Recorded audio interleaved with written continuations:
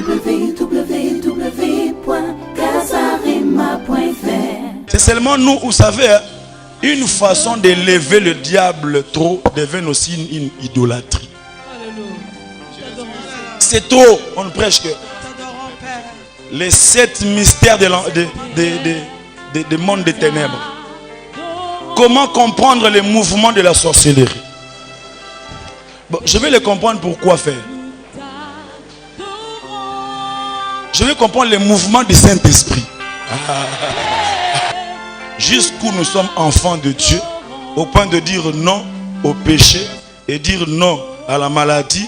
Et la Bible dit, voici les miracles qui accompagneront les pasteurs, les archibishops. Les miracles qui accompagneront ceux qui auront. Ceux qui auront qui? Quiconque. Quiconque. Quiconque croit. J'aime quiconque parce que ce n'est ni un grand ni un petit, ni un homme ni une femme. Quiconque. C'est pas un riche, c'est pas un pauvre, c'est pas un intellectuel, c'est pas un illettré, c'est quiconque croit verra la gloire. Afin que quiconque croit en lui ne périsse. Si mon enfant est malade, au nom de Jésus-Christ, soit guéri. Et il sera guéri. Numéro papa zo lekate na lobi nzambe mwana nga kokufa papa zo yamba te pona nini.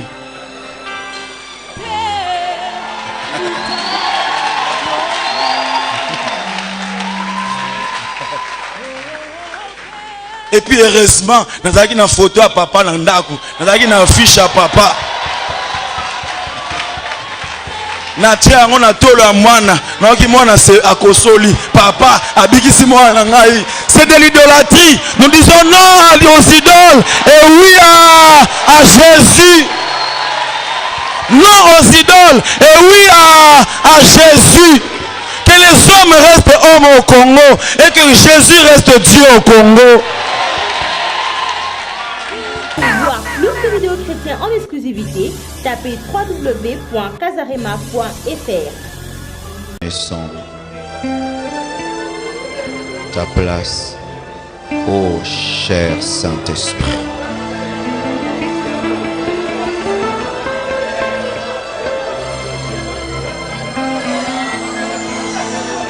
Tellement d'hommes te désirent, tellement d'hommes te cherchent, tellement d'hommes ont soif de toi, ô Père. Nous languissons après le Dieu vivant. Nous soupirons, nous soupirons, nous soupirons après le Dieu vivant. Comme une biche soupire après des eaux paisibles, ainsi mon âme soupire après toi. Comme une biche soupire après des eaux paisibles, ainsi mon âme soupire après toi. Je veux Dieu, je veux le Dieu vivant. Je veux voir ta face. Je veux voir ta face. Je veux voir ta face. Je veux te contempler avec les anges. Je veux voir la splendeur de ton visage.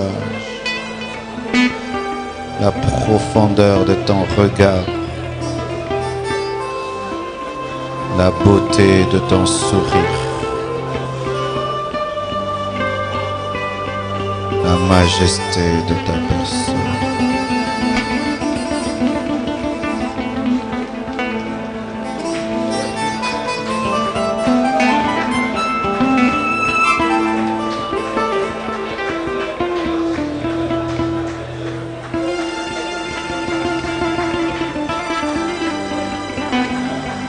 Oh Jésus,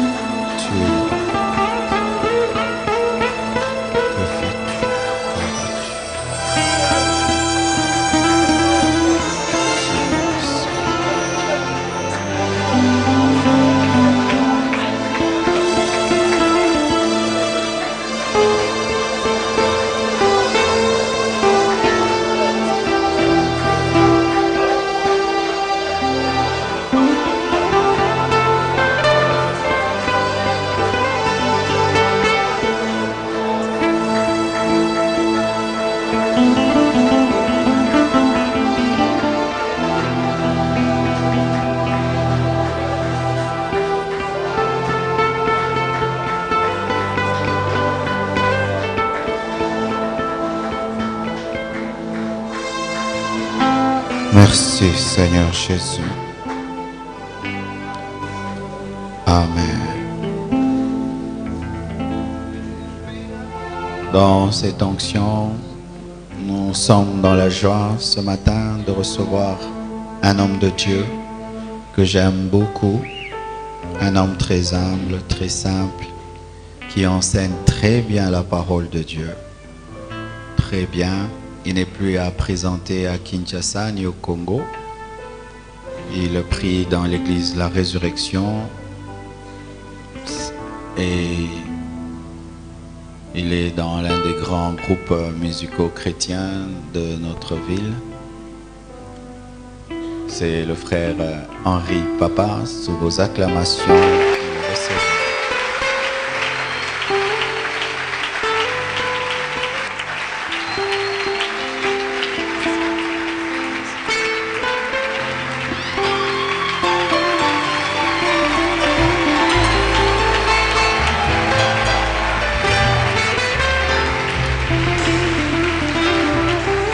Est-ce qu'on peut acclamer le roi des rois, le Seigneur des seigneurs, Jésus-Christ de Nazareth, maître des temps et des circonstances, Dieu de l'univers visible, visible. Alléluia. Amen, amen. Pouvons nous rasseoir. Je rends grâce à Dieu pour ce matin merveilleux qu'il nous accorde. Un jour nouveau, un jour de joie. Et chaque fois qu'on respire, c'est un signe que Dieu nous aime. Et chaque fois qu'on respire, c'est aussi une occasion, un message pour nous dire que nous pouvons encore espérer. Parce que la Bible dit, pour tous ceux qui vivent, il y a encore de l'espérance. Et ce matin, nous vivons. Donc nous avons droit à espérer à tout ce qui est bon, à la grâce, à la réparation, au pardon, à la joie de vivre, au bonheur et à la guérison. Amen. Je remercie du fond du cœur le révérend pasteur Marcelo et maman. Merci beaucoup pour cette marque de confiance. Et nous apprécions le travail qui est abattu ici, mais également partout dans le monde. Donc, dernièrement, vous étiez à Lubumbashi. J'étais là-bas aussi. Et on m'a dit que c'était grave là-bas. C'était grave. Et nous rendons grâce à Dieu. Et par rapport à ce thème, non aux idoles et oui à Jésus-Christ, donc j'ai compris que c'est une déclaration de foi. Chaque chrétien doit avoir cette déclaration, surtout dans les temps comme celui-ci. Dans notre pays, il faut qu'on se lève et qu'on dise non aux idoles et oui à Jésus-Christ. Alléluia. Et donc quand je réfléchissais sur ça, j'ai retenu 3 parties importantes sur lesquelles on va travailler ce matin. J'espère qu'on aura le temps. On va essayer de dire un mot sur les idoles et puis on va essayer de dire pourquoi dire oui à Jésus et puis peut-être qu'on dira comment aussi dire oui à Jésus. Parce que lorsqu'on dit oui à Jésus, ceux qui se sont déjà convertis, ils peuvent croire que c'est passé déjà. Donc oui à Jésus, moi je l'ai déjà fait. Mais chaque jour dans notre vie, devant chaque choix, devant chaque décision, on est toujours buté à faire le choix entre une idole ou entre Jésus-Christ.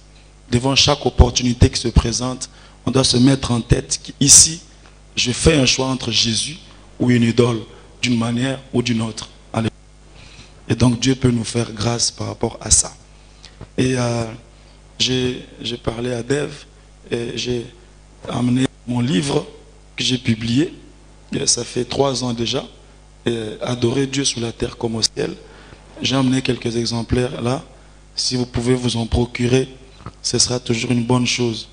Je me suis rendu compte qu'au Congo, c'est rare et presque impossible qu'on sorte avec l'idée d'acheter un livre. C'est-à-dire qu'on a intention que les lots, dans le programme Nangai, dans son livre. On dirait que ça rapenzate. Tout coûte à un livre.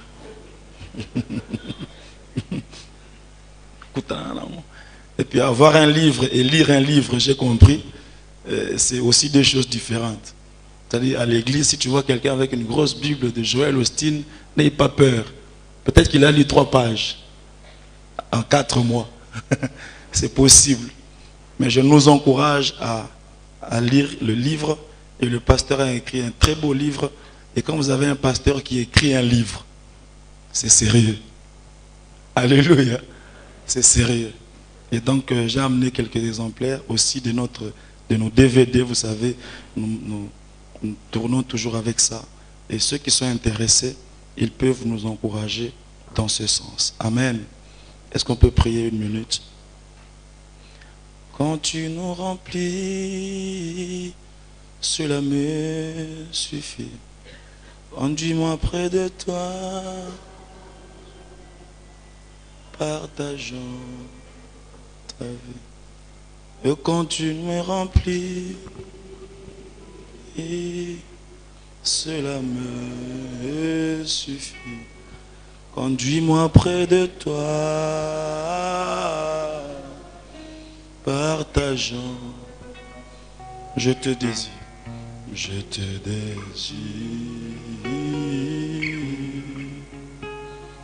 Au plus profond de moi. Seigneur Jésus, nous te désirons encore ce matin.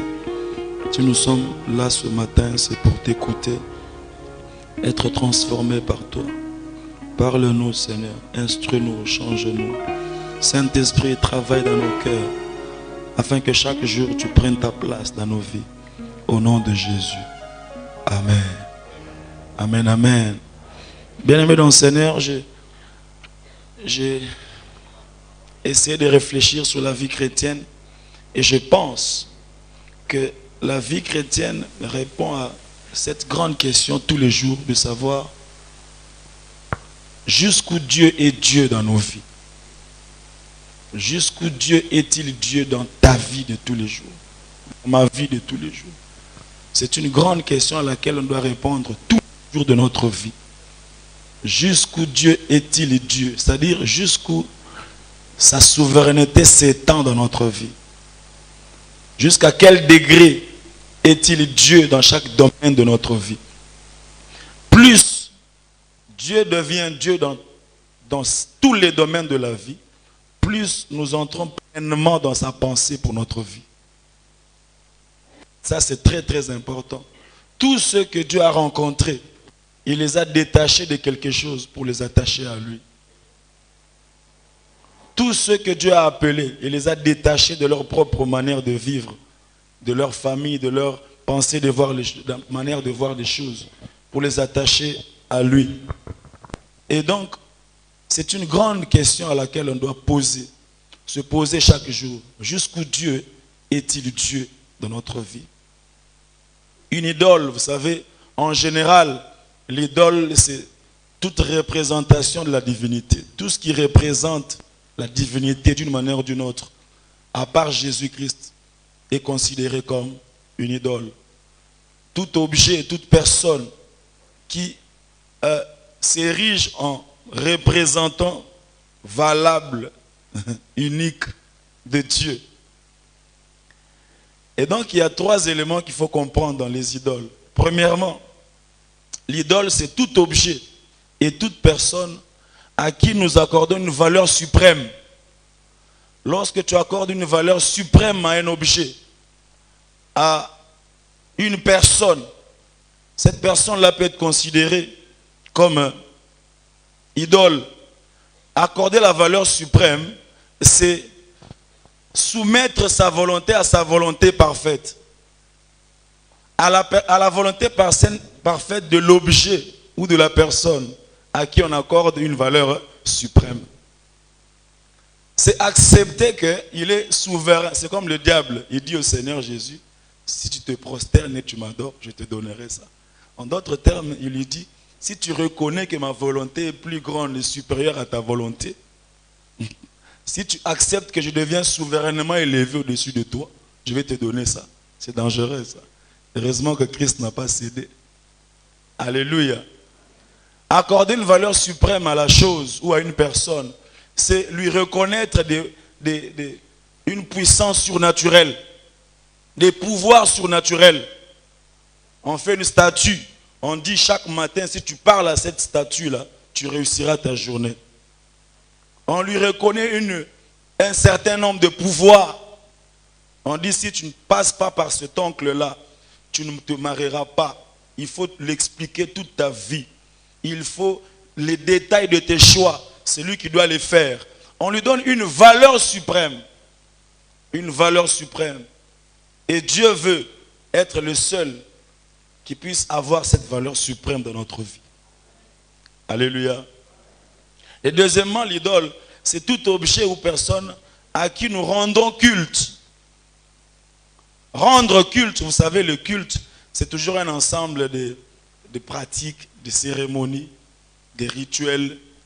Et le culte est caractérisé par ce qu'on appelle des hommages, des vénérations.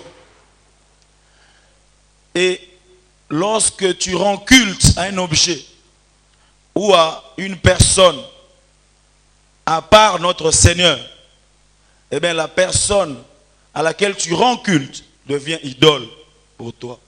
Rendre culte, comme je dis, faire des pratiques, des cérémonies devant une personne ou un objet à qui on a déjà donné une valeur suprême avant. On lui rend culte. Le culte, dans le sens de vénération, c'est comme, comment je peux expliquer? C'est comme une considération exagérée, un respect outré qui dépasse. Et c'est là qu'on parle de ce qu'on appelle le culte des personnalités, le culte des idoles, le culte des mammons. Le culte de personnalité, c'est quelqu'un qui veut que toute ta vie, tes hommages, tes admirations, tes considérations tournent autour de la personne. Vous voyez, il y a des gens, il y a quelqu'un qui a régné dans ce pays. Il a tellement régné qu'on chantait pour lui. Vous savez, j'ai eu le temps de vérifier certaines de ses chansons. C'était grave. Heureusement que nous avons été douane. Mais c'était grave. On disait, il est le sauveur. On disait de lui qu'il est le rédempteur. C'est grave. Et lui, l'entre, c'est-à-dire c'est le premier dans ce pays qui a inauguré l'histoire des pleins dans des stades, quoi. Plein, là, il a sa canne, là.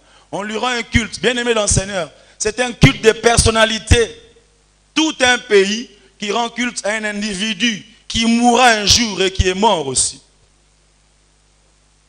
Alléluia. Cette personne-là devient une idole. On lui rend culte avec des vénérations. On invente une histoire autour de la personne pour faire trembler tout un pays. Bien aimé dans le Seigneur. C'est dans ce sens-là aussi qu'on parle d'un amour exagéré, passionné, au point que quelqu'un est prêt à mourir, à prendre un poison. La personne que tu aimes, au point de mourir pour elle, devient pour toi une idole. Alléluia. Ah bah fiancé, mais je vous dis ce qui est vrai. Le seul qui est mort pour nous, c'est Christ, Jésus-Christ. Alléluia. Amen, amen. Il y a des amours qui sont, ça dit c'est trop quoi. Il tremble en aimant. Il tremble d'amour. Il est prêt à tout. Non. Mais sera bohinga na kufi na ngai. Vi na ngai yom da simbiango. C'est de l'idolâtrie ça. Alléluia. Des idolâtres. Même si tu aimes ta fiancée, dis-lui je t'aime, c'est fini. Ne dis pas je t'adore. Parce que là, il remplace Christ Jésus. Est-ce qu'on est ensemble ce matin? Tout ce soir, je t'aime, c'est bon déjà. Ok, ça va déjà. Alléluia. Des considérations exagérées. Une personne qui prend la place de la divinité dans nos vies. Et surtout aujourd'hui dans nos églises. Nous faisons ce qu'on appelle le culte des personnalités. On prend un homme qu'on érige, on ne parle que de lui. De moins en moins de Jésus-Christ, de plus en plus de cette personne-là. C'est de l'idolâtrie. Nous disons non aux idoles et oui à Jésus.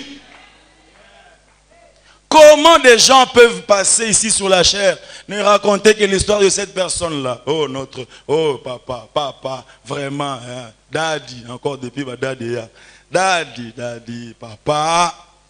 Témoignage. Moi, nanga belaki kosu, nzambe ya papa, na lobi papa, na simina butu, na bengi papa.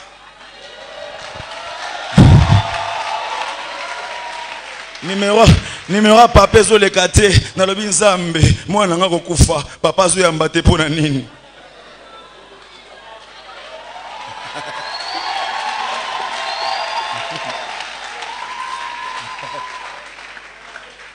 Et puis heureusement nazaki na photo à papa na ndako nazaki na affiche à papa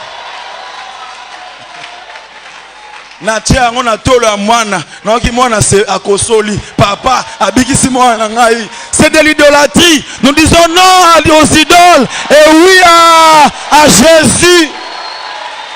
Non aux idoles et oui à Jésus. Que les hommes restent hommes au Congo et que Jésus reste Dieu au Congo.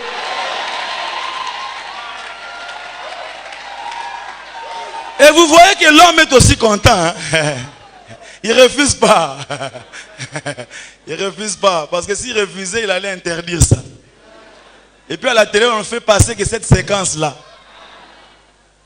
Alléluia. Tout ce qui remplace la gloire de Dieu. Jésus a payé un grand prix. Aucun homme ne l'a fait pour nous. Aucun homme ne l'a fait pour nous. Nous pouvons aimer nos pasteurs. Ce sont des hommes que Dieu a établis, qu'il a oint. On peut même les avoir sur les fonds de nos téléphones. Ce n'est pas mauvais. Mais ils remplacent par la grâce de Dieu. Ils remplacent par la main de Dieu. Jusqu'où Dieu est-il Dieu dans nos vies? Jusqu'où Dieu est-il Dieu dans nos cœurs? Jusqu'où nous sommes enfants de Dieu, au point de dire non au péché et dire non à la maladie. Et la Bible dit, hein, voici les miracles qui accompagneront les pasteurs, les archibishops.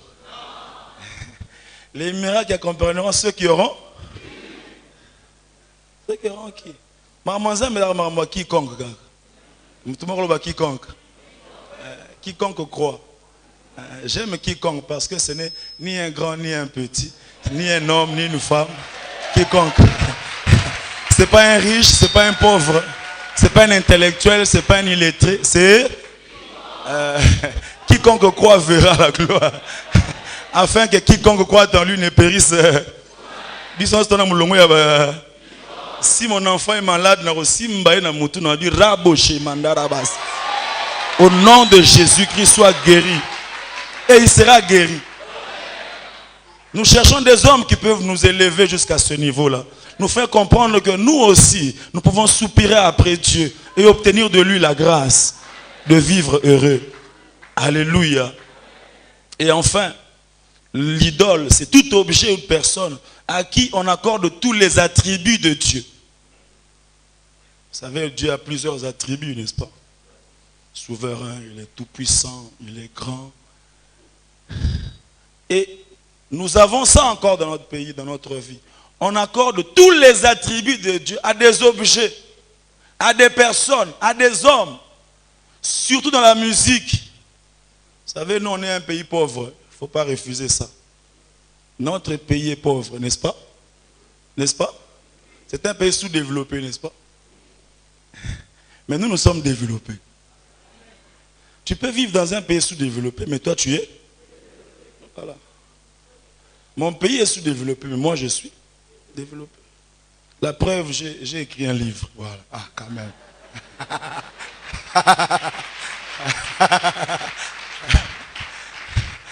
C'est-à-dire les gens peuvent être là, haut mindé, haut intellectuel. Ils me donnent un sujet, je réfléchis, j'expose, on discute. Ça c'est le développement dans l'esprit.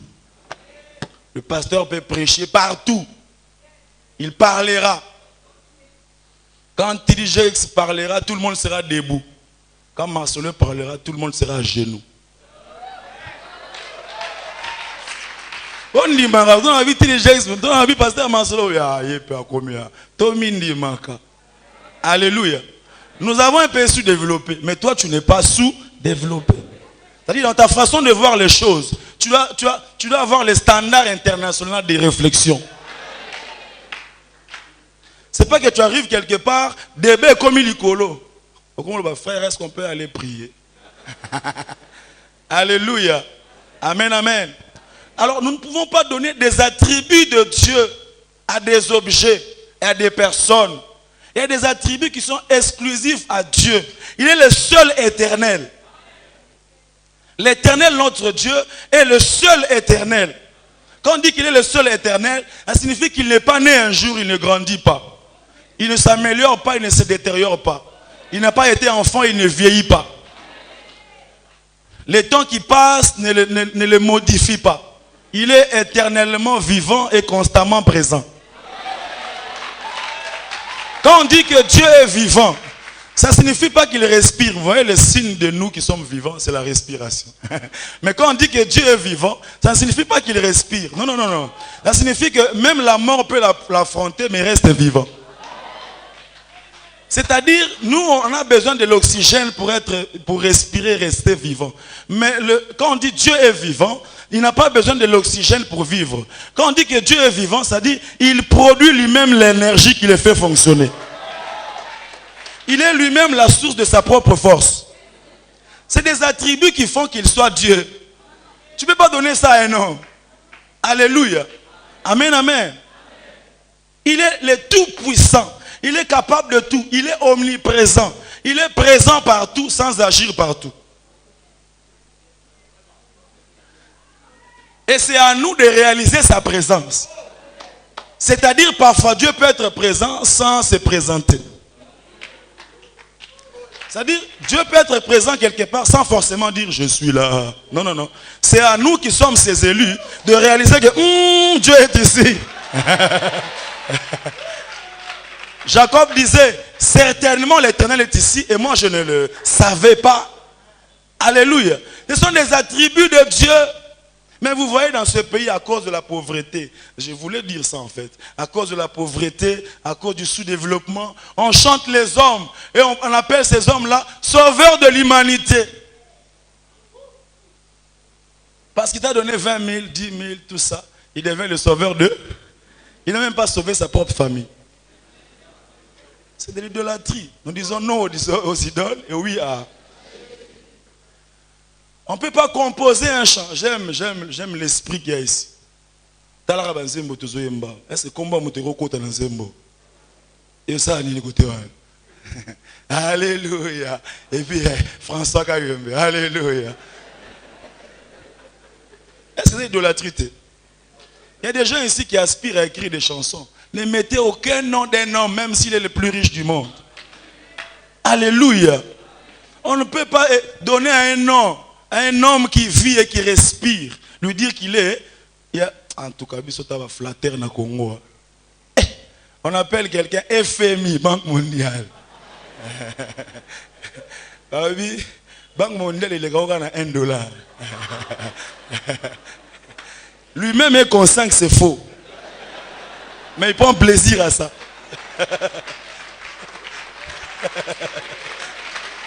Non aux idoles, oui à Jésus. Les attributs de Dieu sont exclusivement à lui et à lui seul. Peut-être qu'il peut partager certains de ses attributs avec ses élus que nous sommes. Comme il est saint, il nous appelle à être saints. Et ça, c'est encore le résultat de sa grâce. Alléluia. Mais lorsque tu accordes à un objet ou à une personne les attributs de Dieu, tu les transformes en idole. Et parfois, ce sont les hommes qu'on appelle les fanatiques ou je ne sais pas qui transforment certaines personnes aussi. Vous voyez? Notre façon d'apprécier certaines personnes peuvent leur placer dans leur tête l'esprit qui sont souverains, qui sont grands. C'est-à-dire, dans notre façon d'apprécier les gens, on doit aussi avoir des limites. Ne pas venir vers moi et dire, Henri Papa, vraiment, Abraham. Parce que l'esprit n'a pas vu. Chaque fois quand je vais me lever, je dis, je suis Abraham. Alléluia. On peut s'apprécier, mais il y a des limites. Il y a des textes bibliques. Lévitique chapitre 26, verset 1er, qui parle des idoles. qui sont des dieux faits par les mains d'hommes. Psaume chapitre 115, verset 4. Les dieux fabriqués par des hommes dans leur intelligence. 1 Jean chapitre 5, verset 21. Gardez-vous des idoles. 1 Jean chapitre 5, verset 21. Et donc, il faut dire oui à Jésus-Christ. Alors, pourquoi dire oui à Jésus? Pourquoi dire oui à Jésus? Je propose quelques réponses. Premièrement, parce que Jésus-Christ, il est le véritable Dieu. Parce que toute idole est faux quand on le place dans la divinité. Vous voyez ça? Parce que pour que tu saches si quelqu'un est Dieu ou pas, il y a certains critères. Et dans ces critères-là, Jésus reste le seul. Par exemple, si quelqu'un peut rester par lui-même éternellement vivant, on peut le classer dans les lots de Dieu. Alors, lorsqu'on verra que tous ceux qui sont de Dieu ont une limite dans le temps, ils sont morts un jour, ils finissent par périr un jour, ils finissent par expirer un jour. Donc, le seul qui peut être considéré comme Dieu est celui qui a traversé la mort et qui est resté vivant. Parce que le fait que Christ soit vivant, ce n'est pas seulement spirituel, ce n'est pas seulement dans la Bible, c'est aussi scientifiquement prouvé que son corps n'est pas trouvé. Les archéologues méchants ont fait des recherches jusqu'à voir et à attester qu'il n'y a aucun corps sur la terre qui puisse appartenir au personnage appelé Jésus-Christ. Ils ont été confondus. Hein? Ils ont fouillé tout Israël, ils ont fouillé partout. Ils ont des preuves qu'il était né. Ils ont des preuves qu'il est mort. Mais ils n'ont pas de preuves de son corps. Il est le véritable. La Bible, 1 Jean chapitre 5, verset 20. 1 Jean chapitre 5, verset 20. La Bible dit que nous sommes dans le véritable. Je voudrais rassurer quelqu'un ce matin pour lui dire que nous sommes dans le véritable.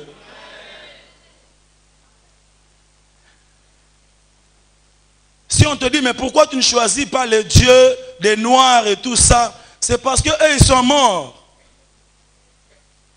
Ils ne sont pas revenus à la vie.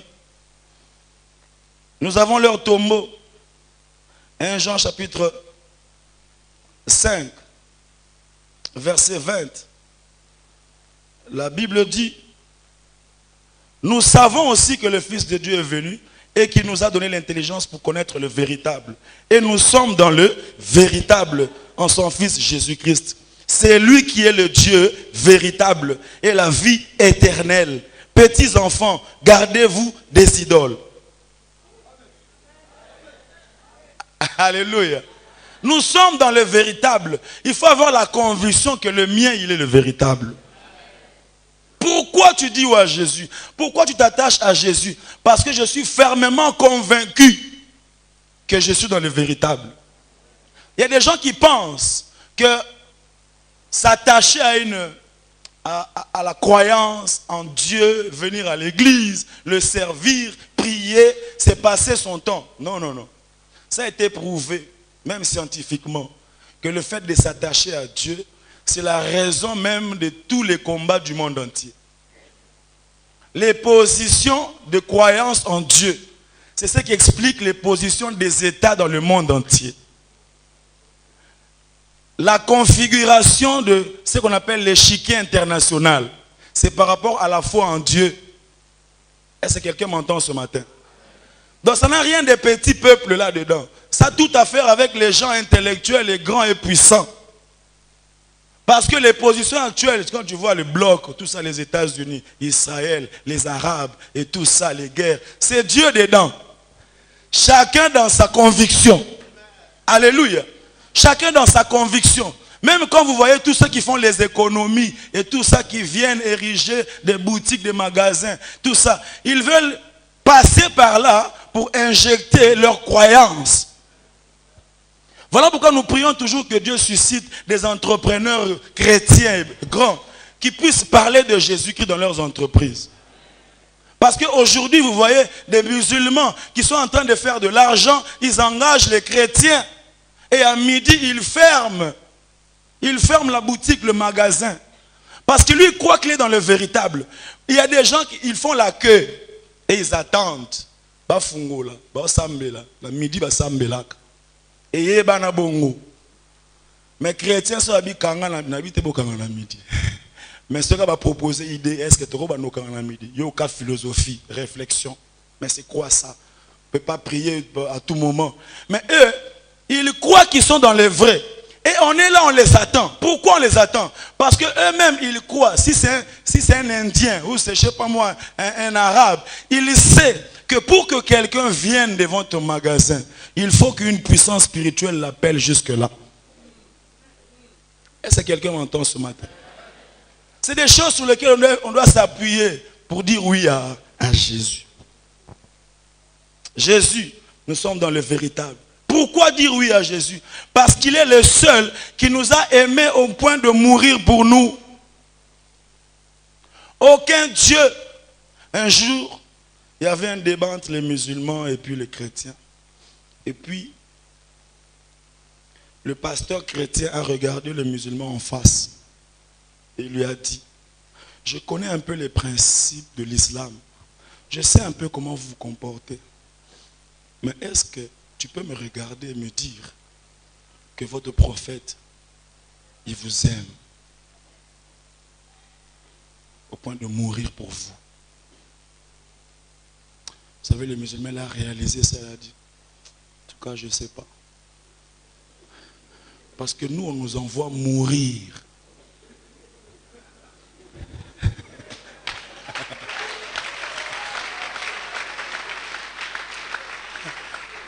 Et j'ai toujours constaté là-bas qu'il faut atteindre une force psychologique extraordinaire pour être prêt à envoyer des gens aller mourir pendant que toi-même tu restes vivant.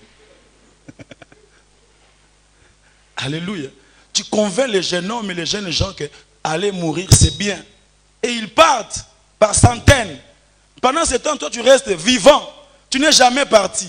Des jours où moi, si par je sais pas moi quoi, par rêve, je deviens musulman. Et qu'on m'envoie là-bas, la première question, je vais dire, mon imam, je te respecte. Les bombes sont là. La veste aussi est là. Mais l'exemple vient. Hein? Alléluia. Le seul qui est mort pour nous, c'est Jésus-Christ de Nazareth. Alléluia. C'est-à-dire, l'amour de Dieu est la preuve pour nous de dire oui à Jésus. L'amour de Dieu est un amour inconditionnel. Il n'a pas regardé comme une proie arrachée que d'être égal à Dieu. Il s'est humilié jusqu'à la mort de la croix.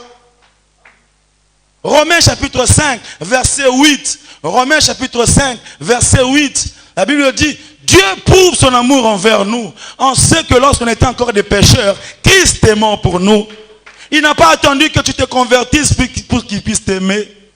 Les hommes te font confiance lorsqu'ils savent que tu deviens un peu crédible. Mais lui n'attend pas que tu deviennes crédible pour te faire confiance.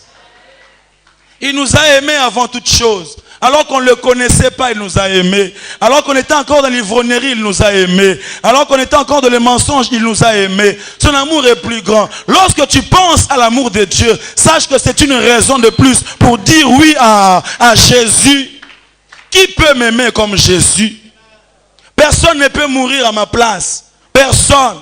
Même pas mes frères, mes soeurs, mes amis, ma femme. Personne. Même celui qui te fait des textos de WhatsApp là, tout ça. Il te regardera là dans le fond. Lui restera là, debout, en train de pleurer un peu. Parce que c'est humain, il regrette. Tu es parti très tôt. Je t'aimais. Bolungesi l'a quitté. Dans mon thème. Vraiment. Mais si par hasard, Moutoumora Tindi qui est dans les boules. Sans effet. C'était son jour. Moi, on a tourné. Alléluia. Mais le seul qui est parti dans les boules, Nabiso, il est allé là il a été enterré. Lui qui n'a jamais commis de péché, ni en pensée, ni en parole, ni en acte. Il s'est humilié. La Bible dit, maudit soit quiconque est pendu au bois. Mourir c'est bien, mais mourir crucifié c'est une honte. C'est une honte. Il est allé à la croix nu pour toi et pour moi. Quelqu'un qui t'aime comme ça, comment ne pas lui dire oui? Parfois, nous les chrétiens, nous avons des gens, on affronte des gens qui ont beaucoup de théories. Et nous, on vient à l'église, on n'a pas d'argument pour lequel on dit oui à Jésus. Et quand tu vois quelqu'un qui te balance des théories, et puis tu dis, non, explique-toi. Qu'est-ce qui te rend conscient du fait que tu es chrétien? Alléluia. Et une des preuves, c'est l'amour de Jésus-Christ. L'amour de Jésus a précédé même ton péché. Au point que son amour absorbe la puissance du péché. Ce n'est pas parce qu'on est parfait qu'il nous a aimés. Non, non, non, non. C'est parce qu'on est imparfait qu'il nous a aimés. Lorsqu'on est conscient de cet amour-là, bien-aimé dans le Seigneur, on ne peut que dire oui à Jésus. Et avant-dernière chose, le seul champion qui a vaincu les idoles, c'est Jésus-Christ. Pourquoi dire oui à Jésus? Parce qu'il est le grand champion qui a vaincu les idoles. La Bible dit qu'il a dépouillé les dominations et les autorités. Il les a livrées publiquement en spectacle. C'est seulement nous, vous savez, hein, une façon d'élever le diable trop devient aussi une idolâtrie. C'est trop. On ne prêche que les 7 mystères des mondes des ténèbres. Comment comprendre les mouvements de la sorcellerie? Bon, je vais les comprendre pour quoi faire. Je vais comprendre les mouvements du Saint-Esprit.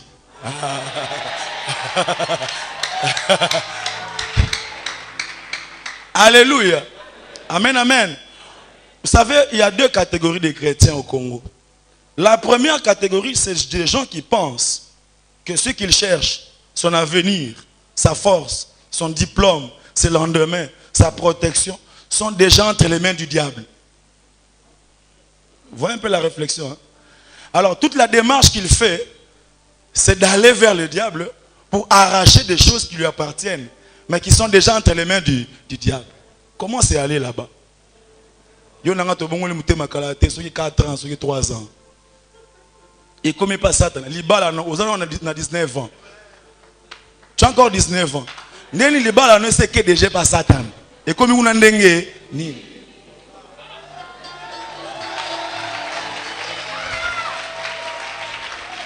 Non mais suis le processus de Dieu par rapport à ton temps, par rapport à la compréhension des choses de Dieu, et tu vas accéder progressivement à ton héritage. Comment tu peux me faire croire, je n'ai pas encore un diplôme de licence, mais tu veux me faire croire que j'ai des millions, mais qui sont entre les mains du diable? Non. Alors quand on se lève un matin, on va vers le diable. Remets-moi mes histoires, mon mariage, mon pantalon, mon voyage, mes visas.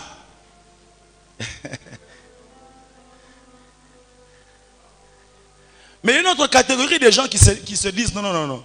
Tout ce qui est à moi, ma destinée, est entre les mains de Dieu.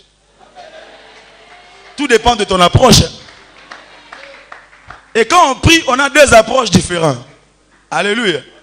Le mien, je vais vers mon Dieu, qui est la source de mon bonheur. Je viens vers mon Dieu et je soupire après lui. Parce que je sais, tout ce que je suis et tout ce que j'ai sont entre ses mains. Même ce que je n'ai pas encore vu, c'est déjà entre ses mains. Il a déjà vu ça. Ce que moi je n'ai pas encore touché, il a déjà touché ça. Là où je n'ai pas encore foulé mes pieds, il a déjà foulé les pieds pour moi. Je viens vers lui, je m'attache à lui, je veux le connaître, lui. Le diable veut faire de nous des spécialistes en démonologie. Et on érige un message sur base d'un témoignage d'un démoniaque. C'est-à-dire, ce que lui a dit là, c'est vrai, quoi. Tout ça, il y a un document pour expliquer biso. J'ai suivi une publicité comme ça, c'est vrai. Je ne sais pas si vous avez suivi ça. Un pasteur qui disait, nous avons un témoignage d'un sorcier. Alors, il nous explique comment il fonctionne là-bas. Comme ça, nous, on va bien cadrer nos prières. D'abord, le diable est le père du mensonge. Ce qu'il rencontre là, c'est du mensonge. Et même lui-même qui était sorcier, il ne savait pas qu'il était dans une sorte d'illusion. Parce qu'on lui a fait croire qu'il était général et qu'après le diable, c'était lui. Tous les sorciers disent ça. C'est du mensonge. Non, acclamons Jésus, car tout que tu acclames à Jésus. Bon.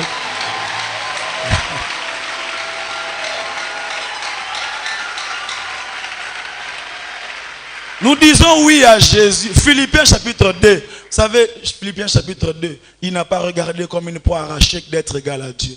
Il s'est humilié jusqu'à la mort de la croix. Verset 9. C'est pourquoi aussi Dieu l'a souverainement élevé et au-dessus de tous les noms, afin qu'au nom de Jésus, tous genoux, les genoux des sorciers, les genoux des magiciens, les genoux des idolâtres, de ces patrons-là qui est en train de t'embrouiller, de ce petit sorcier-là qui est en train de t'emmerder. Non, mais tous chez nous doivent fléchir devant le nom de Jésus-Christ de Nazareth. Nous disons non aux idoles et oui à Jésus. Mon diplôme n'est pas entre les mains d'un méchant assistant. S'il continue à être méchant, Dieu va l'écarter de mon chemin. Alléluia. Je ne vais pas aller me prosterner devant un assistant. D'ailleurs, un assistant. Oui, mais tu dois me un bon assistant. Si c'est classe. D'ailleurs, je suis en classe. Avec les premiers, je suis bon. Parce que je suis premier dans la classe, je suis premier dans la vie. Je suis premier. Le premier dans Bino. Ah, c'est là, transport n'a rien. Oh, Boni, avec le premier dans Bisso, il ne faut pas trembler devant certaines choses. Alléluia. Amen, amen. Non, je voudrais seulement qu'on puisse élever Jésus-Christ de Nazareth. L'élever dans nos cœurs, dans notre vie de tous les jours. Être convaincu et sûr qu'on est dans le véritable. La dernière raison qui explique qu'on puisse dire oui à Jésus, c'est parce que Jésus-Christ, c'est lui l'homme du milieu. Quelqu'un peut dire l'homme du milieu. Depuis Éden, la Bible dit dans le livre de Genèse chapitre 2 que l'Éternel a placé l'arbre de vie au milieu du jardin. Et l'arbre de vie qui est au milieu du jardin, c'était déjà le type du Seigneur Jésus-Christ. C'est-à-dire la provision de Dieu qui est venue avant le péché.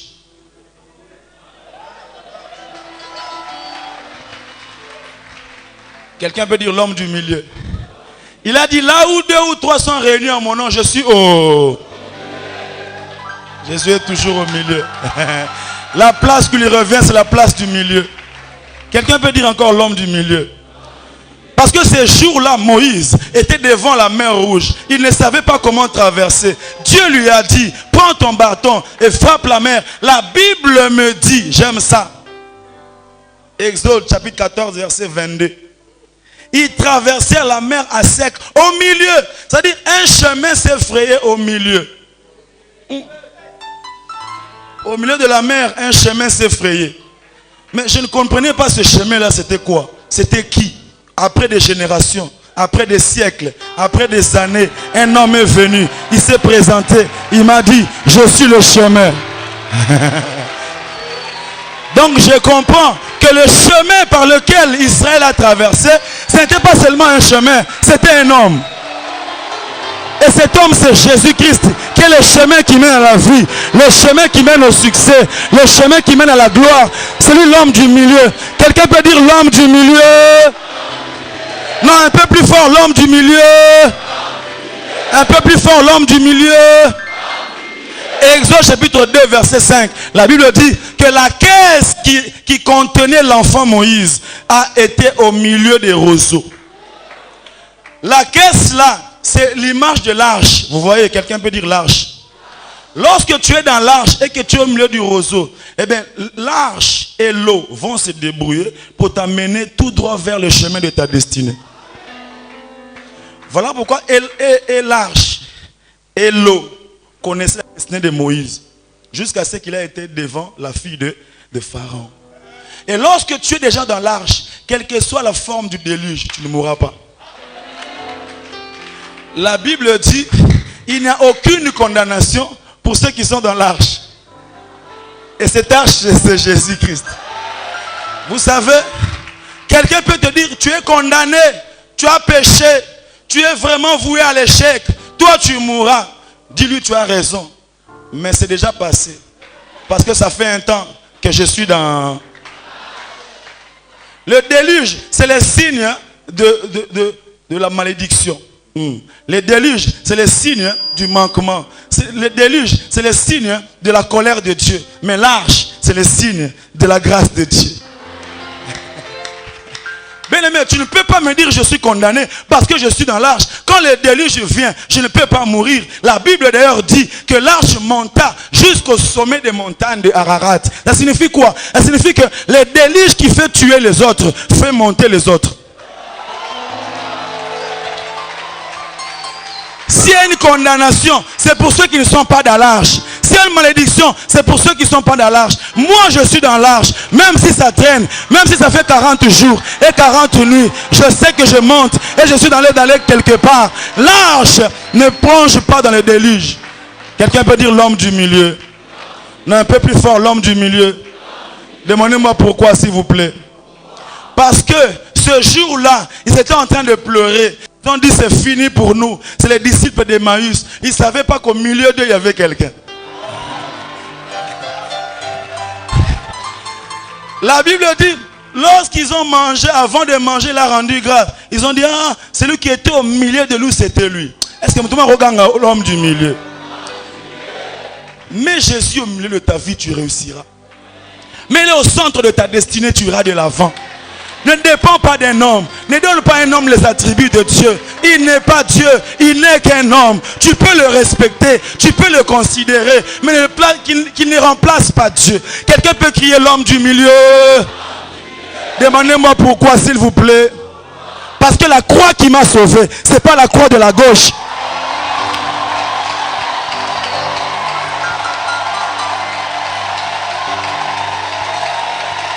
La croix qui m'a sauvé, ce n'est pas la croix de la droite. La croix qui m'a sauvé, c'est la croix du... C'est la croix du... C'est pas la croix de la gauche, c'est pas la croix de la droite. À gauche, c'est un voleur. À droite, c'est un voleur. Mais au milieu, il y a un sauveur. Je dis oui à Jésus, parce que Jésus est l'homme du milieu. Vous savez l'histoire de la croix là, ça me fait toujours du bien. Désormais, il ne faut jamais dire qu'il y avait des voleurs à la croix.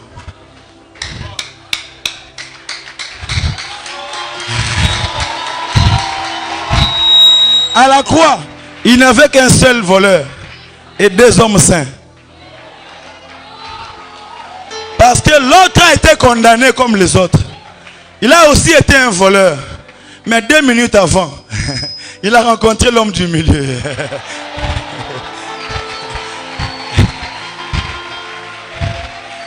Il a été crucifié voleur, mais il est mort saint. My God, my God. Parce qu'il a rencontré l'homme du... L'autre ne comprenait pas. Il disait, si tu es fils de Dieu, sauve-toi et sauve-nous. Mais l'autre là qui le regardait, il a dit, Mouta katika Dieu adam mouta compliqué. Funa sanze umoba mouta katikati. Idée on est elinga mouta katikati.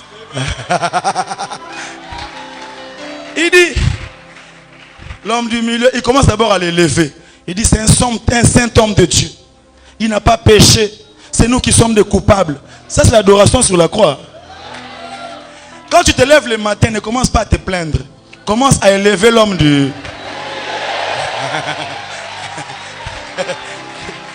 C'est un saint homme de Dieu. Il ne mérite pas ça. Lui, il est juste. Nous, on est des voleurs.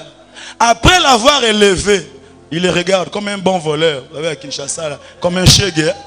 J'imagine qu'il a fait ça. Ça, non, ça.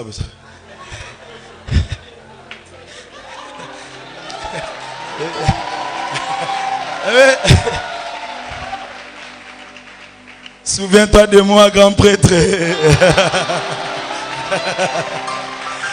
Le seul qui ne t'oubliera pas, c'est l'homme du milieu.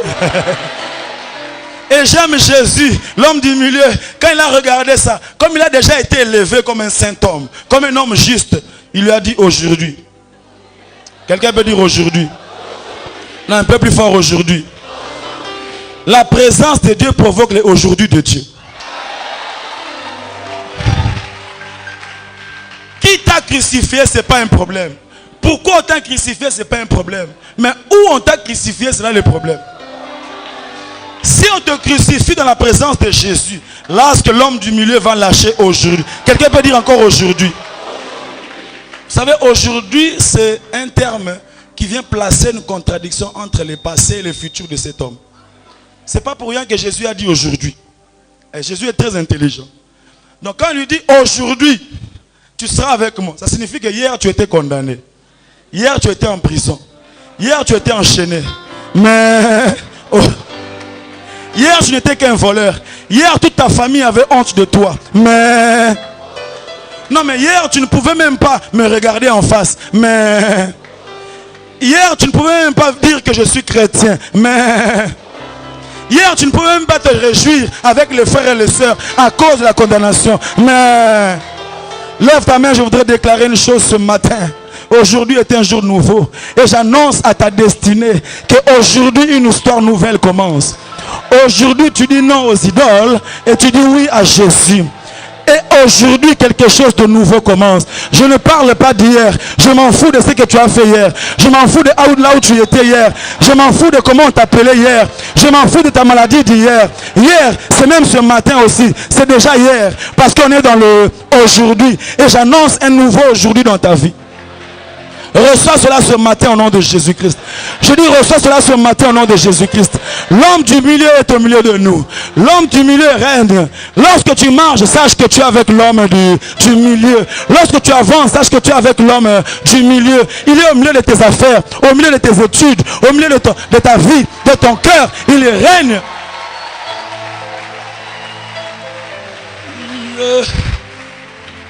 Quand tu me remplis, cela me suffit.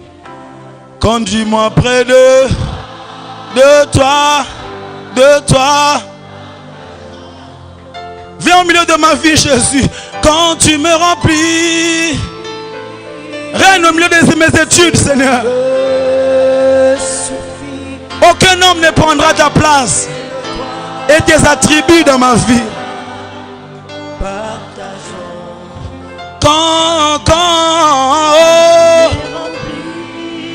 Aucun homme ne te remplacera, Seigneur.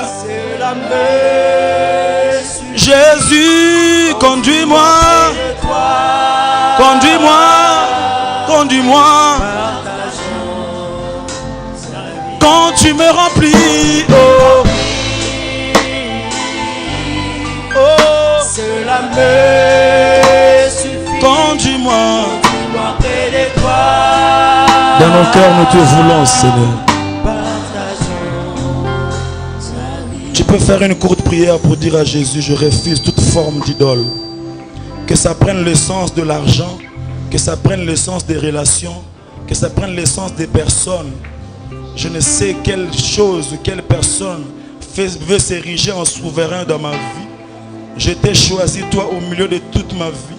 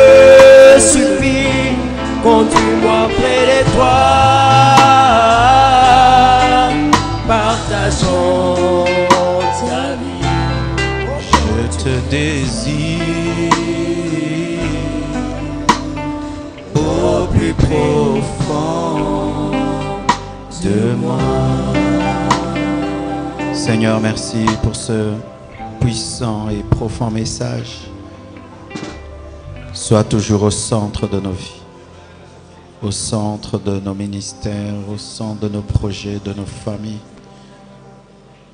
de nos églises locales, au centre de cette nation, au centre des 30 matins, au centre de ce jour, au centre de nos requêtes, de nos prières, de nos louanges, de notre adoration, au centre, Père. Pardonne-nous toutes les fois où nous t'avons mis de côté. Pardonne-nous toutes les fois où tu n'as pas été au milieu, où nous t'avons négligé. Pardonne-nous toutes les fois, Seigneur, où nous avons mis l'homme à ta place, ta bénédiction, ton onction à ta place. Aujourd'hui, nous comprenons que le diable n'a rien, mais c'est toi qui as tout. Et nous te présentons toutes les requêtes qui ont été écrites par tes enfants et déposées dans ce panier. Toi qui es la source de tout, je prie que tu accomplisses tes miracles au milieu de tes enfants, exauçant au-delà de cette requête. Et nous te promettons de te témoigner, de te rendre gloire. Nous te promettons, Seigneur. Merci, Père Tout-Puissant, de le faire, de l'accomplir. Au nom de Jésus-Christ. Amen. Acclamons Jésus. Amen. Asseyez-vous, s'il vous plaît.